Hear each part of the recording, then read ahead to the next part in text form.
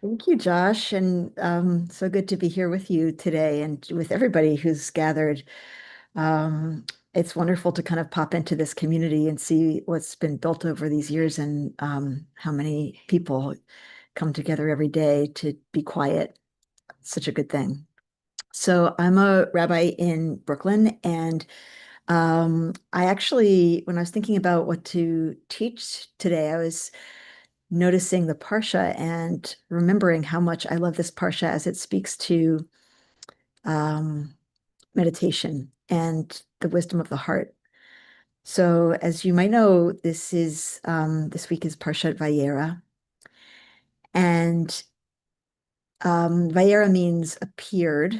God appeared to Abraham as Abraham was sitting, recovering um, from his circumcision as he sat at the opening of his tent.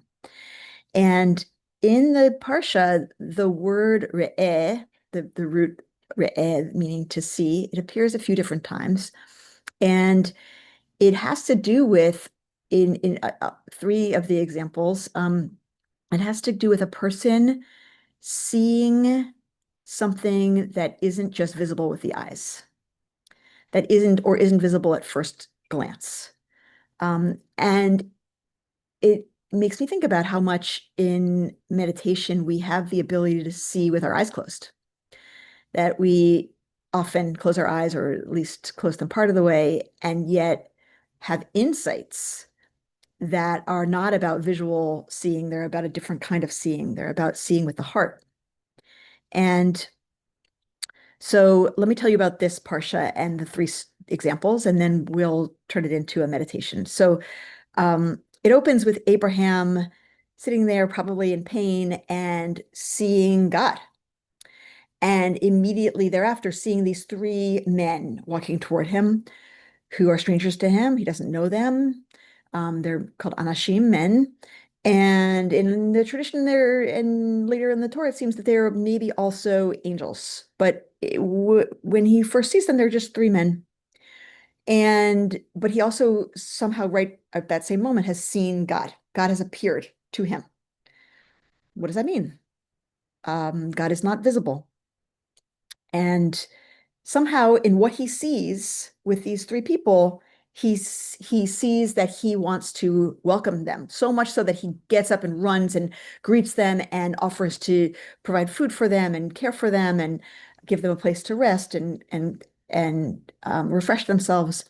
And um, this is where he gets his reputation for hospitality and becomes a figure in our tradition related to welcome and hospitality. But there's something happening with this seeing that is beyond the eyes.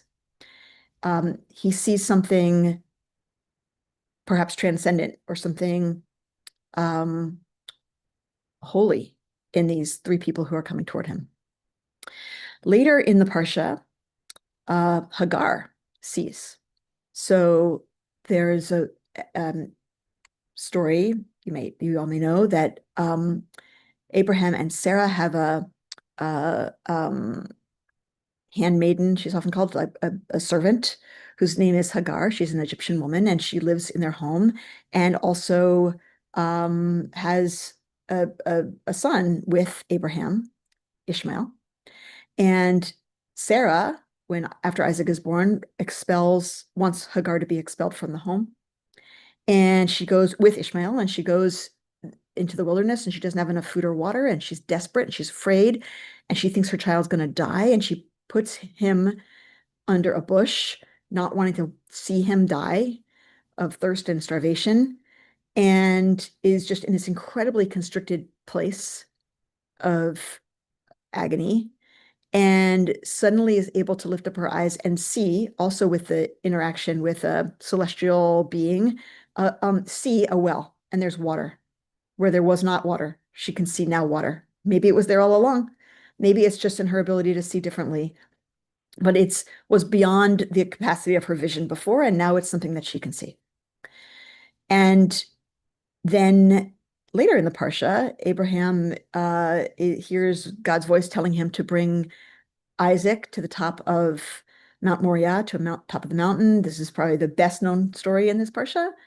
and to sacrifice him there at the top of the mountain is how he understands the call, and is in this very, very constricted space again. He's in a constricted space where he is on this mission to do this thing, which has got to be utterly devastating, and binds his son at the top of the mountain and lifts the knife and is on autopilot in this um, desperate moment, and suddenly hears his voice called and stops and lifts up his eyes and is able to see that there's a ram there to sacrifice instead of his son. And in all three cases, there is a narrowness opening up into something wider. I didn't mention in the first story, Abraham's in the opening of his tent, this narrow place, and he sees something wider outside. So three times there's this narrowness, this constriction, so often with strong emotion. In the first one, there's pain. And then there's a seeing that's beyond vision. It's a seeing that happens somewhere deeper inside of them, and it's somehow related to an interaction with God or an angel of God. And so, what does this have to do with us here on a Tuesday at 12:30 Eastern Time? We who meditate know that there's all kinds of seeing, and that sometimes when we get very quiet, we recognize that the constricted place in which we often live, which we could understand just as our bodies, but also sometimes is emotional constriction, a sense of the world being small, a sense of options being narrow, a sense of limitation. That sometimes when we get very quiet, those dissolve. And we're able to feel a breadth, an opening, perhaps that the ideas of constriction that we had were not real. Even just in the practice of breathing, we take the outer world into our bodies and release our inner world to the outside. And we recognize that these bodies that we think of as separate and bounded are porous and interchanging with the world around us. And the separate self that we are so clear we have, with a name and an identity and a story and a thought process, sometimes we get quiet enough that we suddenly see that it may not be as solid as we thought, or as separate as we thought, or as bounded as we thought. And sometimes even we can glimpse that we are part of some greater oneness, that what we are is maybe just even a temporary manifestation of that oneness. Whether we think about that just scientifically in terms of the living system of the earth of which we are a part, or we think of that more metaphysically in terms of the oneness of God or the oneness of existence, that we are here just for the briefest time as us, but that really we belong to a much greater ocean of oneness that is beyond us, from which we came and to which we will return.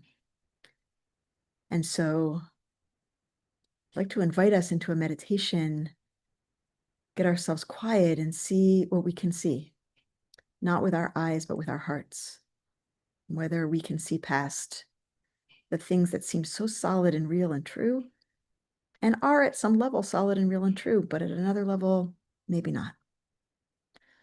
I'm going to invite you to get comfortable in your seat and notice if you can have your feet on the floor, how solid that floor is and how little it requires of us to hold ourselves up. Also, the seat we're in, how much it holds us and how little is required of us to hold ourselves together. We can actually just completely relax onto the surfaces that are holding us. And with a few breaths, just see if there's tension that we're holding. See where we notice it. See if we can allow it to release and let go.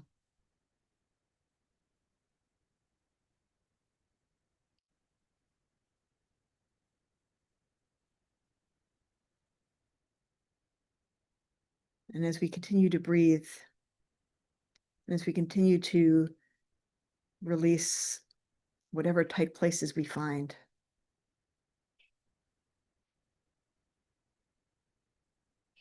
we feel ourselves settling a little bit.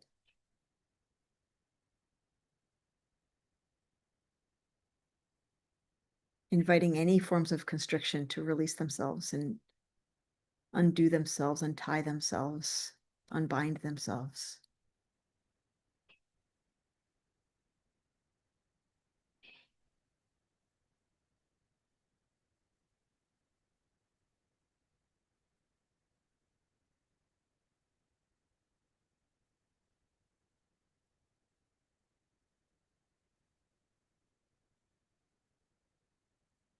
And noticing with each in-breath that we pull in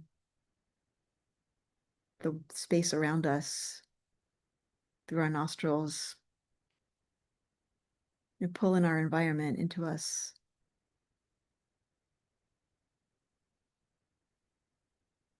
The boundary of us and not us being so permeable. And with each out-breath, sharing part of our self with the world around us.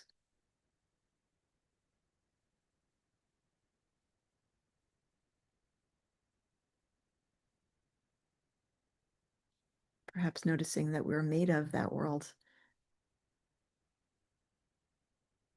As each in-breath comes and brings oxygen to the cells.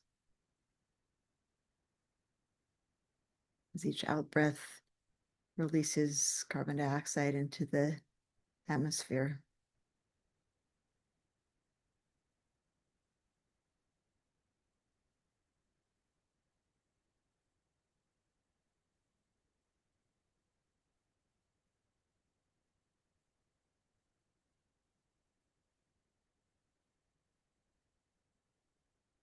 And perhaps next week you might notice the edges of our body.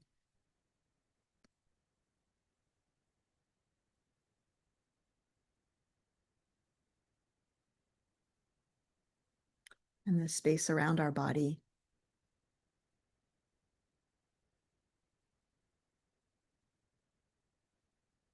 And the interaction between the edges and the space around those edges.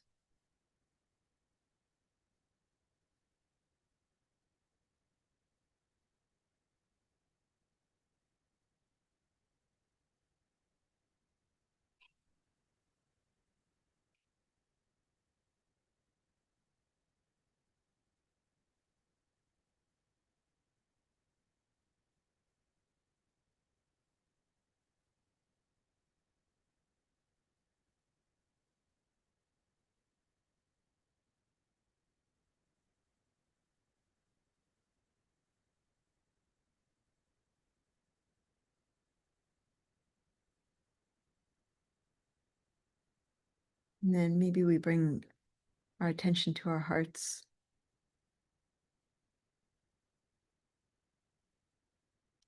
See if we can feel our hearts there, active, alive, beating and also feeling and pulsing.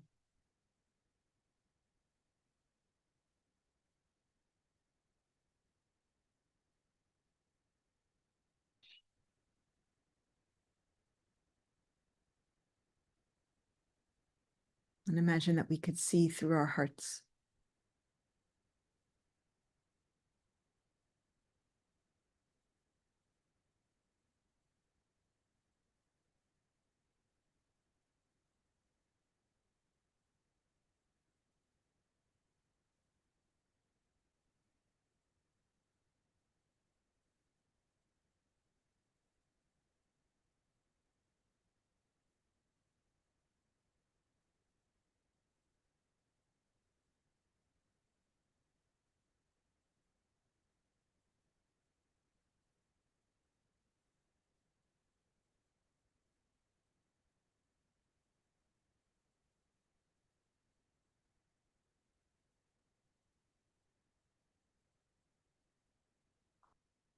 And whether through our hearts it might be easier to see this oneness that we're a part of, this whole living, breathing system that we're representatives of.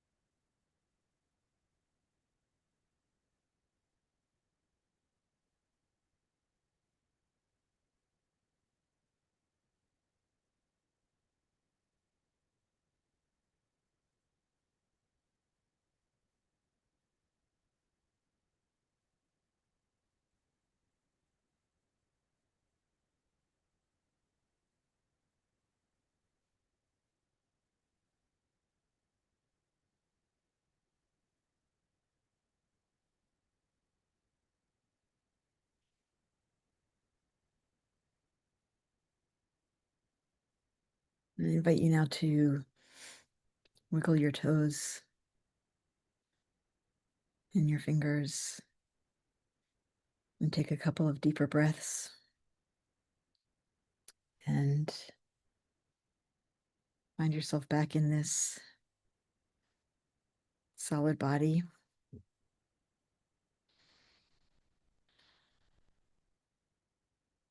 Perhaps a little bit different for having seen something or just relaxed a little bit in the middle of the day. Remembering that we, even in all of our solidity and selfhood and separateness and identity, are still always part of something bigger. Even when it's not obvious to us, it's still true. Thank you for meditating with me. Thank you, Rachel. Thanks so much. Thank you, everybody, for your practice together. Encourage you to stick around if you can at the top of the hour for conversation and questions and reflection. And if you need to leave us, we wish you a farewell, Tzeitchem L'Shalom, and we'll be back here regular time and channel. Right now, if you're remembering loved ones, we invite you to join us in the Mourner's Kaddish. Rachel, other Rachel from our team, Rachel Huget, who's on the tech today, has helpfully put up the text of Kaddish. If you'd like to include the name of anyone or names of anyone you're remembering today, please put that in the chat. And you're welcome to also unmute, and you can join me in reciting the Mourner's Kaddish. Yitgadal v'yitgadash shemei Rabbi Amen. Alma divrach chirutei v'yamlich malchutei Hayechon u'yamechon v'chayei dechol beit Yisrael Ba'agala v'zman tov amen. Hey Shmei Rabba Mevarach le'alam le'almei amen. Yitbarach v'yishtabach v'yitpa'ar v'yitramam v'yitnaseh Yithadar v'yit'ale v'yithalal Shmei v'yikdusha Ela min kol birchata v'shirata Ushbachata v'nechamata v'tiram ba'alma v'imru. Amen. Hey Shlama Rabba min Shemaya v'chayim aleinu v'elolim. Oseh shalom b'mamam v'hu ya'aseh shalom aleinu v'Yisrael v'al kol yoshvei tevel v'imru.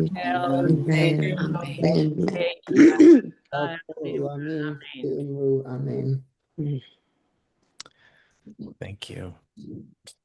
So we'll bring Rachel back up. Okay, there we go. And we encourage you to, just as we have the conversation, number one, if you have a question, just to please include in the chat, write your question, put in all caps question so we can see it easily. That helps. Number two, you're very welcome and encouraged to respond to one another. Please just practice mindful speech. And remember, this is meant to be a caring and supportive environment. And particularly, we try not to engage in saving, advising, fixing, or correcting. So if folks have a comment you want to share, that is just shared as a comment and an observation, but it doesn't need to lead to debate. All right. So thank you everybody for all these. They liked it. Rachel is what I can tell. People appreciate it. So you did good. As did I.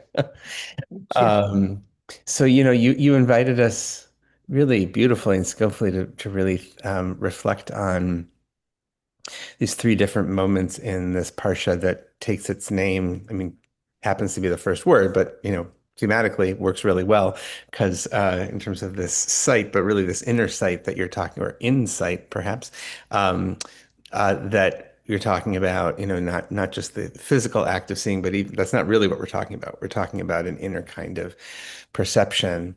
And naming the three different stories where that comes up in this parsha. And I first would love to welcome folks in the chat to share, how that sat for you then in the meditation that followed.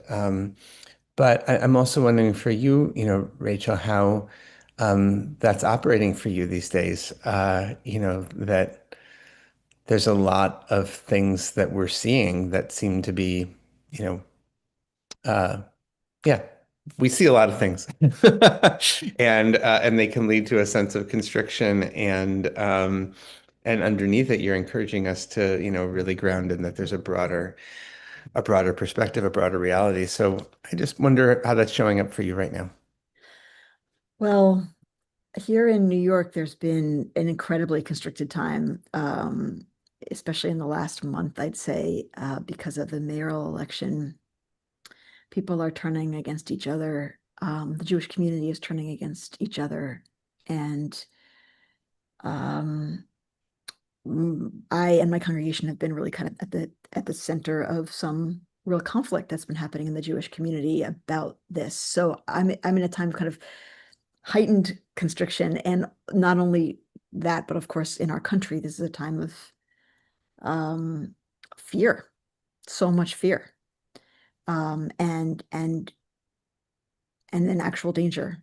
I mean, fear and actual things happening in the news every day that are so deeply upsetting and troubling. And so I feel like I'm so much in touch with that feeling of the world being narrow and of choices being limited and of it being this or that and good or bad. Which side are you on? Um,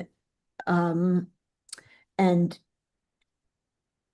kind of like a narrowing out of possibility or of larger imagination or larger vision.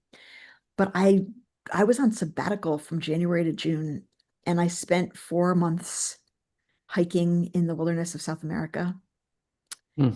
by myself mostly, um, and was just so actively in touch with the oneness of the universe, the oneness of God, and the oneness of the living system of Earth.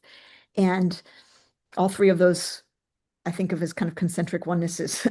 And they're not really concentric, but anyway, th three nested onenesses. And I came back with a consciousness that I think I have never had so firmly in me of that reality. And so I feel like I have double vision where I'm very much in the world of the narrowness and the everyday feeling of things being constricted, and also very much, really every day, in touch with a much greater picture. Hmm. That's simultaneously true, just as true, like in no way less true, maybe even more true, but at least equally true. Hmm. Yeah. Um, yeah, as it happens, I'm back from a week long silent meditation retreat just now myself. And which is not quite a 4 month backpacking trip in South America, but its own version, its own kind of experience. And yeah, and the re-encounter with reality with this reality, which anybody who goes anyone who teaches on retreat will tell you it shouldn't really be called a retreat because like you're not really retreating from reality. You're actually entering reality. The retreat is going back into what we call real life, Um, and so, and yet I think the Torah is already onto that, right? I mean, like clearly the way that they live their lives, all of these characters, was they have these moments of constriction, as do we all, right? And that seems to be that's human nature, for the last 5,000 years or whatever, however long it's been. So, yeah, it's kind of yeah, that's the work. There was a question here from Laura that says oneness and polarization, what a conundrum, or is it? Ooh. Or is it? Are we bound to truly understand that we are one? And what would that do to our politics, our ideologies, and belief system? How do we begin intertwining? I think intertwining is what we were looking for there. Yep. The spiritual and the political. So you can respond to that if you want. You Yeah. know, Yeah. you have, I know you've been talking about, this stuff. So, but Yeah, I would love to respond to that. The number one complaint I get is why do you have to be so political? Um, and I really actually think that Torah is a political document.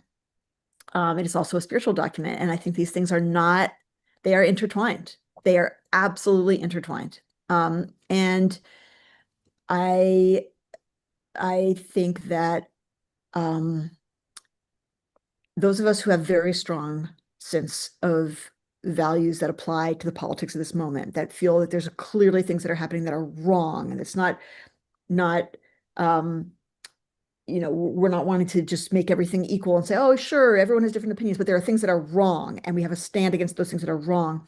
It's possible to simultaneously hold those views and say, there are people who don't agree with me, who are seeing it completely differently. And I believe that if I were to interact with them, I could find some point, maybe as Nachman of Breslov would talk about, some point of goodness in them, some little nikuda, some little point that I could find there that I could relate to, and I could build from there. And I'm not going to write off people, and I'm not going to write off people. And I think that that is where our spirituality comes to bear. It requires vision beyond sometimes, certainly beyond the headlines, but also sometimes beyond what we can see at first glance. It requires insight. It requires a deeper kind of looking that is determined to find what we have in common with each other and determined to find um, our way to each other's hearts. And I'm not saying that's easy. I think it's incredibly challenging because there's misinformation coming all the time because of the social media, because of all, the algorithms and all the things.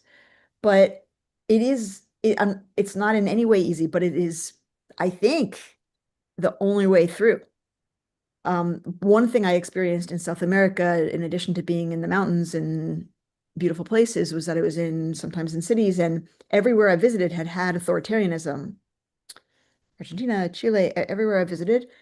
And what was left was polarization. And authoritarianism depends upon polarization, and it also exacerbates polarization. And so one of the most important things we can be doing right now is finding our way to the people we don't agree with and trying to find points of connection. And I know that is so much easier said than done, but there isn't there isn't going to be an end to this, like a real end to this, until we do that. Mhm. Mm. You know, it's also so interesting that, one of the stories that's in this parsha that you don't mention is about disagreement, is about between Abraham and Avimelech, right? And that they have these two, that there was some fights among their people. And I've been noticing this year in reading you know, these two stories we get next week a little bit. Also, still the story of Abraham, but it's not so much his story. But these two parshas devoted to Abraham are so interesting about the the alliances, the friends that he has, right? Um, and it was interesting to me just going on this retreat. I was on a Buddhist retreat, an insight retreat last week, and it was my first retreat in a non-Jewish setting since October 7th. My last one had been 2 years ago, just before. And I was not, I guess naively, I don't know. I just had not sort of mentally, spiritually prepared myself for like what was going to come up for me. Mm. There was nothing in the environment that was doing Mm. that. But like, I was going out to hippy dippy liberal Northern California with a bunch of Buddhists. Like, what did I think was going to happen, Mm. right? Mm. And the stories that I, sort of then allowed myself to spin, which all of them got completely undermined. I mean, like, I was very, very welcomed. And I wore my tallis and tefillin to the morning sit, and I made kiddush and hamotzi at Shabbos and all that. It was all cool. It was totally fine. I was fully myself. But that narrowness, that constriction also comes up in like, what are the stories and narratives we tell ourselves or that operate deep within us? Noticing how deep some of those roots can be from childhood even. Um, and that they can come up. And when we get quiet enough, we recognize, oh, wow, that's really coming up. And where's that coming from? And if we're quiet enough, the vision, the perception can expand enough to realize that can kind of soften and dissolve, Yeah. right? Yeah. And I think that's just another dimension that, Yeah. for me anyway, really resonated with your teaching. That's a really good point. The constriction is not only outside of us and around us and acting upon us, it's also coming inside. It's inside of us too. Yeah, Yeah. yeah. The constriction's coming from within the house. Yeah, Uh, exactly. um, I'm just checking. There's been some nice conversation here about okay. So here's this. So okay, Taka. This is a good question. Right on time. We tell ourselves stories and feel constricted. Yes, but what if the stories are true? The thing is, Great point. the Thank you, thing is that Susan. sometimes, I mean, that's the thing is that there more than one thing is true at the same time. Yeah. A lot of times the stories are true and they're not the only true thing, and also sometimes if the story is true and it's a story that constricts us, it's arising because it needs attention and it needs love.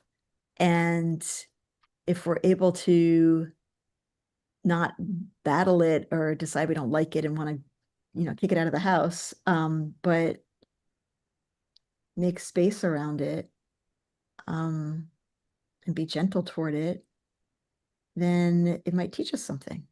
Yeah. I think, and that's a version of, I think there's a number of people here who are I'm doing a Monday night class right now with Jane Eisner about how to read the news without losing your mind. And next week we're going to be talking about the Buddhist teaching of the second arrow. But that's really, I think, exactly what you're describing here is there's the reality of whatever that constricting, oppressive reality is. There's that experience. That's the first arrow. It's in your leg. Whatever. You got shot with an arrow. Sucks. But then the question, is what are the second arrows we shoot our second and third and fourth arrows that we shoot ourselves with around, oh my God, it's here. It's so painful. Who shot it? What am I going to do about it? Like, how am I going to go get that person? And who's going to take it? What's going to happen to my leg? Is going to turn into gangrene. I mean, like all of that stuff, the spinning, the stories that we then tell ourselves from the reality, that's all within our locus of control, Yeah. right? Yeah. And so identifying so much of this is the discernment between what's within my locus of control and what's not. Yeah. Asterisk, the Akedah is a really, really complicated story when it comes to that. Yeah. But yeah, I mean, on a day-to-day basis, and most of us are not living with the Akedah on a day-to-day basis, thank God. But yeah, that discernment, serenity prayer, basically, Hmm. Hmm. is what comes up. Um, all right, one time for one more question. Goes to exactly what you talked about. Wondering how exactly to apply these learnings when interaction with a hostile entity from whom we need services and support without trying to manipulate.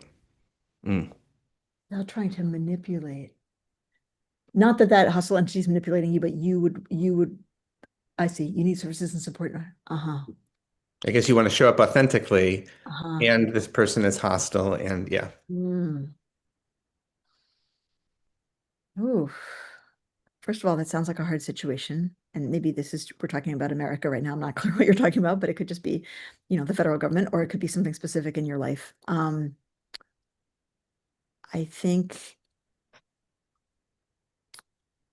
I think first of all, when there's actual hostility coming at you, um, that does require some care in terms of how you approach, um like there does require some choices around self-protection and like practical things around making sure that you're safe and making sure that um that one doesn't act in a way that actually physically endangers one. I'm not sure the exact scenario we're talking about here. But there are certainly situations right now in our country, in Chicago for sure, and in our country where there could be physical danger about just, following what I'm saying.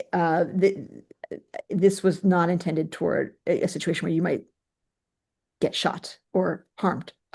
So if you're in a situation like that, I don't necessarily think I was really, I don't think that the consciousness I'm talking about today is the best consciousness to go into that situation with.